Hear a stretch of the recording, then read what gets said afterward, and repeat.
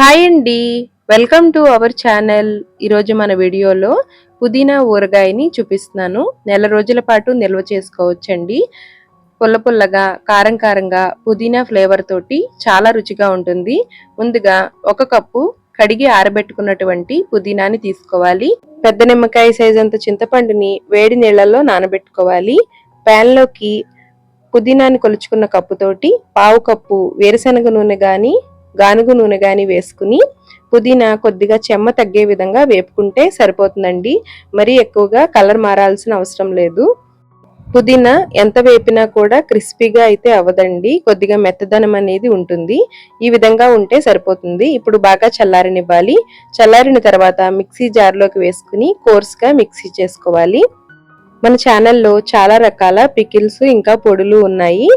End screen లో కానీ channel పేజీలో కానీ ఒక్కసారి చెక్ చేయండి. ఇప్పుడు ప్యాన్ లోకి నానబెట్టుకున్న చింతపండుని 1-2 సార్లు చిక్కటి చింతపండు రసం తీసుకోవాలి. 1 టీ స్పూను బెల్లం వేసుకుని చింతపండు గుజ్జుని దగ్గర పడే వరకు ఉడికించుకోవాలి.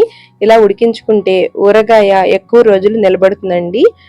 ఆవా మెంతి పొడి కోసం 2 టేబుల్ స్పూన్ల ఆవాలు, 1/2 టీ స్పూన్ మెంతులను వేసుకుని ఆవాలు మెంతులు చిటపటమని దోరగా వేగే వరకు వేపుకోవాలి. చల్లారిన తర్వాత మిక్సీ చేసుకోవాలి.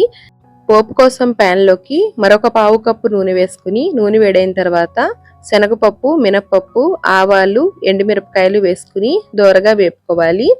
ఇందులో జీలకర్ర కూడా మీకు నచ్చితే వేసుకోవచ్చండి. ఇప్పుడు దంచిన వెల్లుల్లి, కరివేపాకు వేసుకోవాలి. 1/2 టీ స్పూను ఇంగువ, 1/2 టీ స్పూన్ పసుపు వేసుకుని ఈ పోపు అంతా బాగా వేపి చల్లారబెట్టుకోవాలి.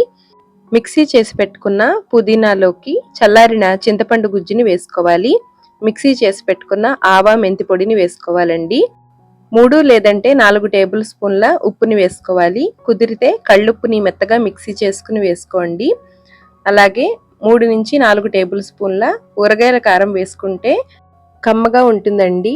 కారము, ఉప్పు మీరు తినగలిగే విధంగా చూసి వేసుకోండి. ఇప్పుడు బాగా కలిసేలాగా కలుపుకున్న తర్వాత చల్లారిన పోపుని వేసుకోవాలి.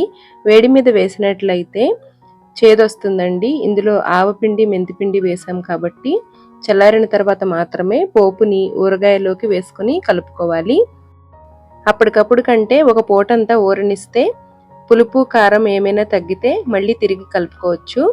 అన్నంలోకి, టిఫిన్స్లోకి చాలా బాగుంటుందండి.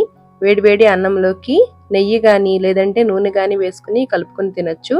ఈ వీడియో మీకు నచ్చితే లైక్ చేయండి, షేర్ చేయండి. Thanks for watching.